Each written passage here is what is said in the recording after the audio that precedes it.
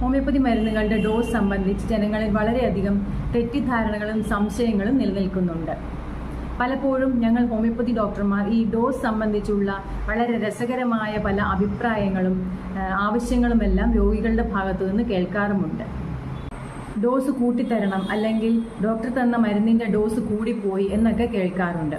എന്നാൽ മറ്റ് ചികിത്സാ രീതികളിലെ പോലെ ഹോമിയോപ്പതി മരുന്നുകളുടെ ഡോസ് കൂട്ടാനോ കുറയ്ക്കാനോ സാധിക്കില്ല.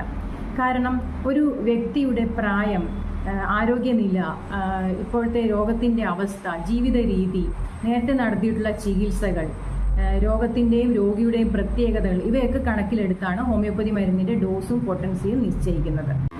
കൃത്യമായി അളവെടുത്ത് ഒരാൾക്ക് വേണ്ടി ഒരു ഡ്രസ് തയ്പ്പിച്ചാൽ അത് മറ്റൊരാൾക്ക് വേണ്ടി ഉപയോഗിക്കാൻ സാധിക്കാത്തതുപോലെ ഹോമിയോപ്പതി മരുന്നുകൾ ഒരാൾക്ക് വേണ്ടി തിരഞ്ഞെടുക്കുമ്പോൾ അത് മറ്റൊരാൾക്ക് ഉപയോഗിക്കാൻ സാധിക്കില്ല.